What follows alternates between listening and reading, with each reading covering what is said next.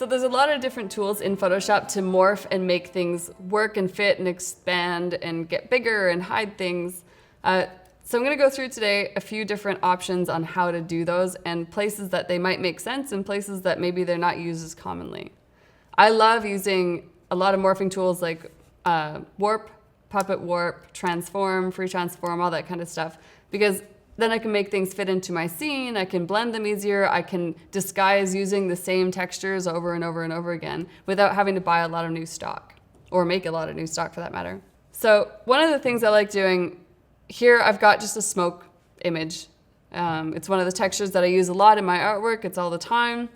Sometimes I like to be able to just change it up a little bit without having to go out and create more new smoke or find it somewhere on the internet.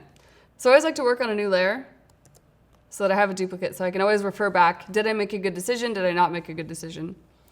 So in this case, I'm just going to hit Control or Command T, which is transform, and I can stretch this. So one of the things you want to make sure whenever you're stretching things in Photoshop is that it can really distort the pixels. You can lose resolution and everything like that. So I can make this bigger or smaller. One of the things, of course, is hold Shift, and it will hold your aspect ratio the same. If I don't use Shift, of course, it goes all over the place. So I'm just going to expand it a little bit bigger than the scene. I'm going to go right-click on it, and I'm going to go Warp. So this can be kind of handy if you're shooting something at, say, a little bit of a lower aperture, and sometimes your lens will create a different pattern in the background. So let's say you're bokeh, right? And so this here also kind of gives it a bit of a bloated look. It kind of has a more spherical effect. One of the places I love using these kinds of things is on different blending modes, which we'll cover later. But I love being able to add this to create texture in fabric, which we'll also cover later. But being able to manipulate these textures so that I can use the same footage over and over and over again is very, very important to me, so that I can recycle things. If I wanted to create my own texture on this on its own, I could even go in and mask some of this stuff out. Let's say a little higher flow, just so we can get the differences a little easier. I can also duplicate this. I'm going to go Command or Control T, and go flip horizontal, and then flip vertical. Hit Enter, and reduce that so that now we have this kind of a little bit more full effect, especially if we're going to be blending this and we're going to be using this not as the main part of the image, but we want to be able to use it for filler for other things. Then these are nice ways that you can quickly change existing stuff that you have so that it's unrecognizable for other artwork. Recycling textures and everything like that is really important to me because going out and taking the time to get new footage isn't always possible, and sometimes it can be really expensive, especially if you're buying stock or you're hiring people to create new footage for you.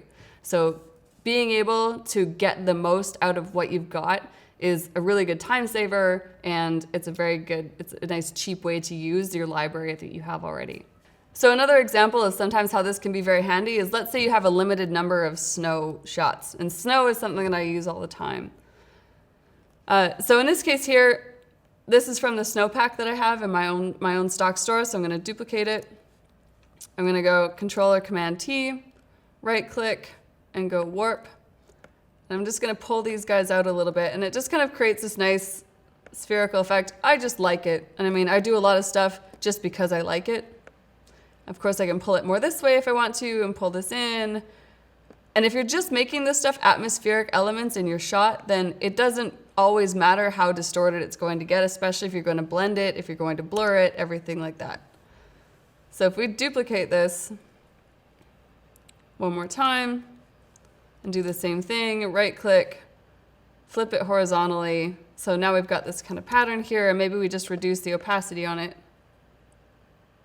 And so one thing we're going to have here is we're going to have really obvious mirroring effect going on. So then I would just go in and stamp out some of the things that I'm looking at. Let's not use that brush.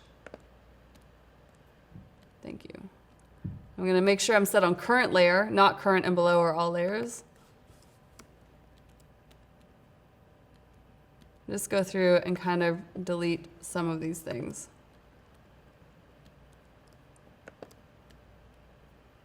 Just so it's not quite as obvious that we're using repeat footage. So everything that you do and everything we do in photo manipulation and in digital art is basically hiding what we've done so that people can enjoy looking at the artwork more. So if you can hide things like obvious mask lines, if you can hide things like repeat patterns, that's basically going to sell your artwork a lot more efficiently. So if we go here just really quickly, we go from having a texture that we've used all the time to something that, especially if it's blended into another image, is completely unrecognizable.